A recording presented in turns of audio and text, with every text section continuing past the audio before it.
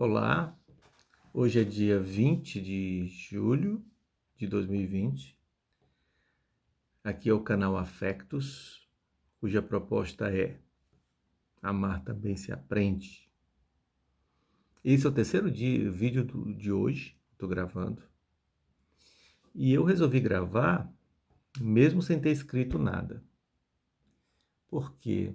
Porque aconteceu ontem, no retorno do almoço, eu peguei um Uber para retornar para casa. E esse encontro foi justamente o trajeto do Alegro até minha casa, que deve dar mais ou menos uns 15 minutos de táxi, tá? Mas antes eu vou falar que esse é o terceiro episódio do tema A Magia do Encontro, tá? Antes desse tiveram dois outros vídeos falando de outros encontros, tá bom? Então já estava eu, depois do almoço, continuando na minha meditação, né? Pensando em quanto aquele dia estava sendo muito rico para mim, né? Enquanto experiência. Aí, terminando o café, eu digo, vou para casa, quero ir para casa. Chamei o Uber. Aí entro no carro, o rapaz me cumprimenta muito cordialmente, já pelo sotaque eu já vi que era um brasileiro. Júlio. Júlio. E aí, como está? Ele disse, tá tudo bem, estou trabalhando, está tudo bem. Essa foi a primeira mensagem, né? Estou trabalhando, está tudo bem.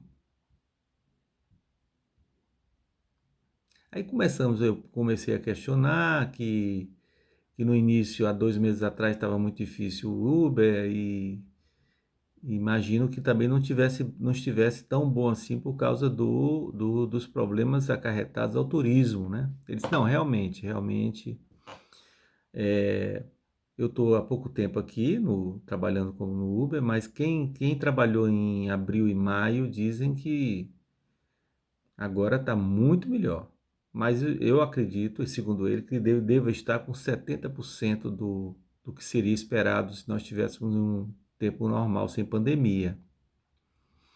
Começou assim o nosso encontro, meramente ligado às questões existenciais, né, de sobrevivência. Aí, de repente, a coisa dá um salto quântico. Dá um salto quântico. Eu estou querendo entender como isso aconteceu. Qual foi o gatilho para esse processo e não estou conseguindo lembrar. Mas eu sei que o papo começa a se desenvolver da seguinte forma: ele começa a falar da vida dele. Ele sabe, seu Carlos, eu era professor de cursinho no Brasil, lá em Santa Catarina, eu era muito bem sucedido, tinha um padrão de vida muito bom, mas eu viajava muito pelas cidades do interior para dar umas aulas, né, junto com um amigo meu. E aconteceu uma tragédia. Esse meu amigo morreu vitimizado de um acidente de trânsito nessas viagens. Depois desse episódio, eu decidi que não iria mais fazer isso. Aí eu comuniquei à empresa que não iria mais estar disponível para viajar. Com isso, o meu salário diminuiu muito.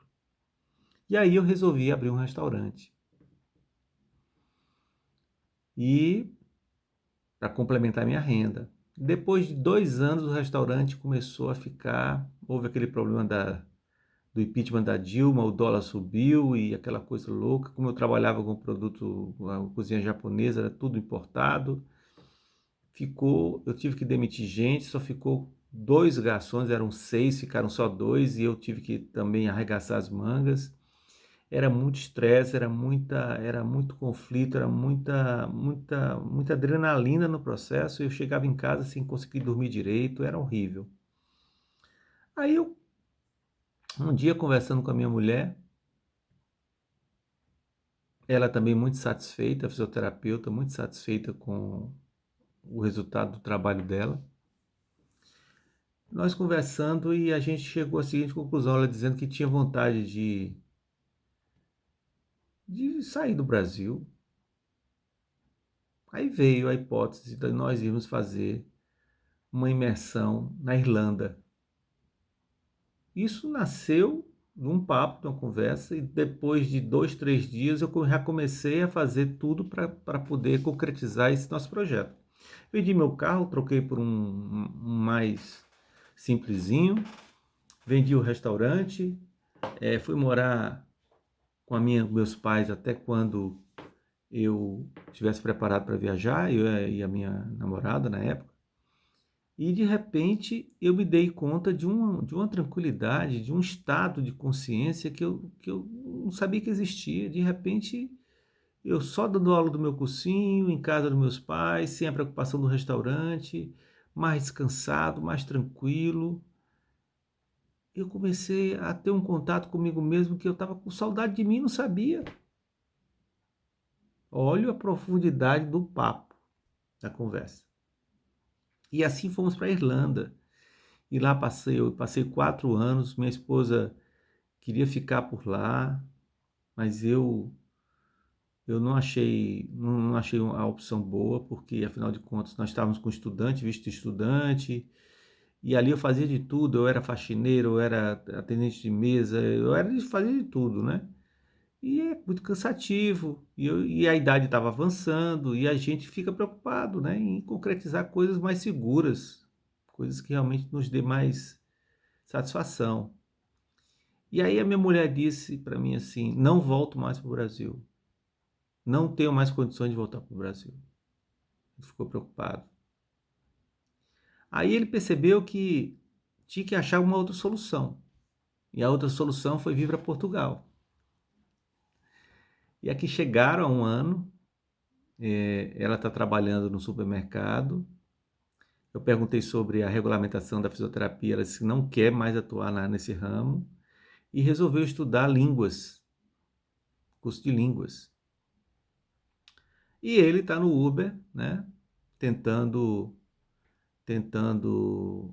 é, resolver as pendências mais emergentes, né, de sobrevivência.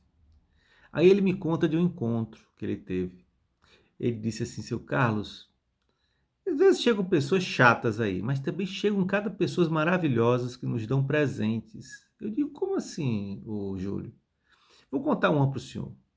Apareceu um senhor idoso já, com muletas, pediu Uber, eu fui atendê-lo. Aí, a primeira coisa, eu estava ouvindo um sambinha aqui, samba bossa nova no meu carro.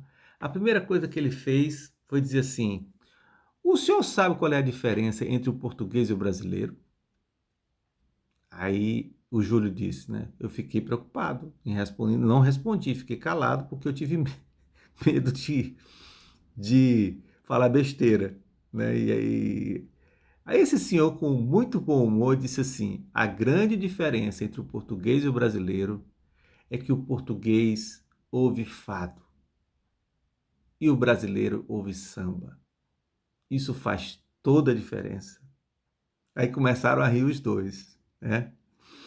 Então, esse senhor começa a contar de um problema que ele teve. Ele disse assim: olha, eu estou assim porque houve um erro quando eu nasci. Eu fui para uma incubadora e a enfermeira esqueceu de ligar a incubadora. Só foi lembrar muito tempo depois. E eu sofri essas sequelas neurológicas. Eu não tenho uma mobilidade normal. E paciência, né? Paciência, a vida continua. Isso me deu uma condição que me fez fazer coisas que talvez eu não tivesse condições de fazer. E bola para frente, vamos em frente que a vida é boa. Ele ficou impressionado com aquele humor daquele senhor, com aquelas condições. Aí ele disse: sabe o que aconteceu, seu Carlos? Eu fui deixá-lo no destino. Chegou lá, o papo estava tão bom, eu desliguei o aplicativo. O senhor acredita que eu fiquei quase 2 horas conversando com esse senhor? Porque eu sabia que eu não podia deixar esse homem embora sem ele passar tudo que ele tinha para passar para mim. E assim aconteceu comigo e o Júlio. Nós chegamos no nosso destino. E ali nós ficamos mais 15 minutos, além do tempo, né? Conversando para fechar as nossas histórias. Então, esses são exemplos do tema, são exemplos para o tema, né? A magia do encontro, uma vivência de fluxo temático, uma vivência do dia no fluxo temático da magia do encontro. Obrigado pela atenção de vocês e até o nosso próximo encontro.